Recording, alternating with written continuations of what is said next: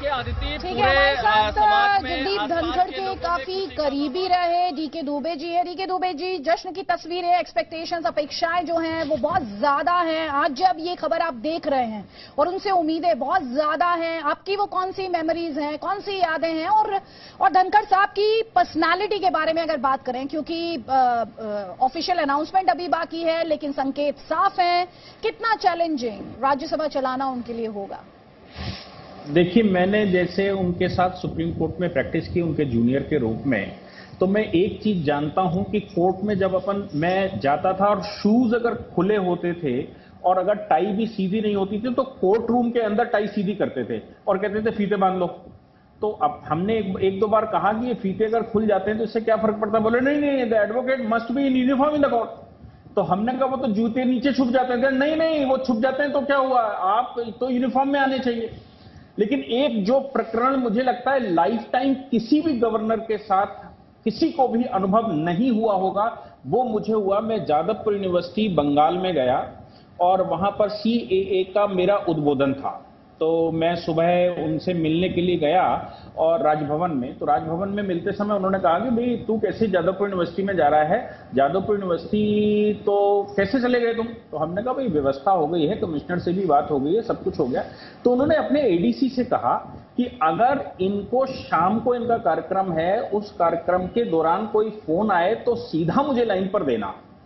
तो मैं उस समय समझ नहीं पाया, लेकिन शाम को जब हम फंस गए जादवपुर यूनिवर्सिटी में, बाबुल सुप्रियो और मैं उसमें मुख्य वक्ता था और बाबुल सुप्रियो वहां गेस्ट थे, चूंकि मंत्री थे केंद्रीय।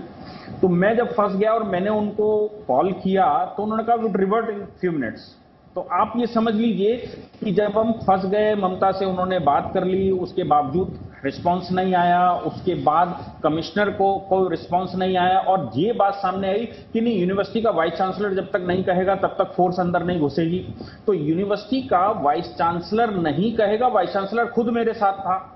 ऐसी परिस्थिति में जब हमने उनको बोला कि भाई ऐसी ऐसी परिस्थिति है और हम फंस चुके, बोले हम टीवी पर देख रहे हैं, फिर मैंने कहा कि अब काम खत्म हो गया है, मुझे लगता है अब नहीं यहां से निकल पाएंगे। तो आप ये सोचिए कि मुझे नहीं लगता कि भारतवर्ष के इतिहास में कोई भी गवर्नर अपनी पर्सनल फ्लीट लेकर, सरकार उस समय सहमत ना हो उसके बावजूद किसी को बचाने के लिए गया हो। अब वो आए और यूनिवर्सिटी से बिल्कुल एकदम यंग मैन की तरह हमको निकाल कर ले गए। बाद में मैंने उनसे पूछा कि सर ऐसा क्यों, ये प्रोटोकॉल तोड़ के? बोले मैं तुम्हें बचाने ही तो गया था भाई, मैं कुछ ऐसा तो नहीं कर रहा था जो गलत हो, किसी को बचाने में क्या अपराध है? मैंने कहा कि ये दुनिया भर का टीवी पर चल रहा है। उन्होंने कहा वो सब चलने दो, मैं तेरी जान बचाना चाहता था तो मैं बचाकर लाया हूं, ये मेरा फर्ज बनता था।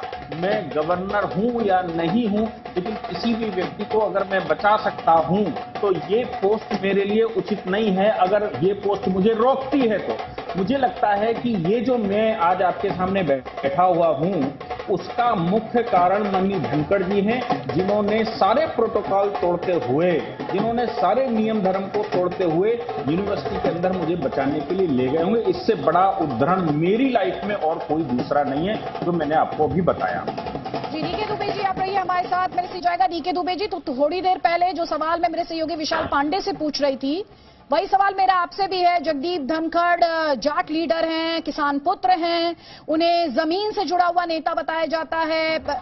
अगर राजनीति के लिहाज से बात की जाए, लॉयर तो वो है ही, जाहिर तौर पर कॉन्स्टिट्यूशन की बहुत अच्छी समझ उन्हें है, लेकिन राजनीति में उनसे अपेक्षाओं की बात अगर की जाए तो आपकी क्या अपेक्षाएं हैं? देखिए, हम लोग आर्टिकल 370 कर रहे थे। मैं लीगल जम्मू कश्मीर अध्ययन केंद्र के लिए काम कर रहा था और धनखड़ साहब हमारे मेंटर थे।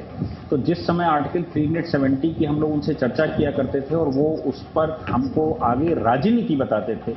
राजनीति से तात्पर्य उनका ये है कि 370 चला जाएगा, लेकिन उसके कॉन्सिक्वेंसेस क्या होने वाले हैं, कौन कौन से मोर्चों पर हमको सामना करना पड़ेगा, विश्व पॉलिटिक्स के साथ कैसे सामना करना पड़ेगा, देसी पॉलिटिक्स के साथ, जम्मू कश्मीर के अंदर की पॉलिटिक्स, ये पूरी रणनीति मुझे लगता है सरकार के मुख्य पक्षकार के रूप में धनखड़ साहब सामने थे, जो कि पीछे से पूरी रणनीति बना रहे थे। एटलीस्ट मैं जितना जानता हूं, मैं उस ग्रुप के साथ काम कर रहा था, मैं लीगल काम 370 देख रहा था और माननीय धनखड़ साहब ही हमको मार्गदर्शन भी कर रहे थे, मैं उसको आगे बढ़ा रहा था। तो मुझे जहां तक समझ में आता है राजनीतिक रूप से, तो राजनीति को देश की राजनीति, समाज की राजनीति, अंतिम व्यक्ति तक की राजनीति और उसके साथ संवैधानिक प्राविधानों के साथ कानून और उसको कोर्ट तक में क्या कॉन्सिक्वेंसेस होंगे या हो सकते हैं, इन सब विषयों पर धनखड़ साहब कोई भी चर्चा करने से पहले, कोई विषय रखने से पहले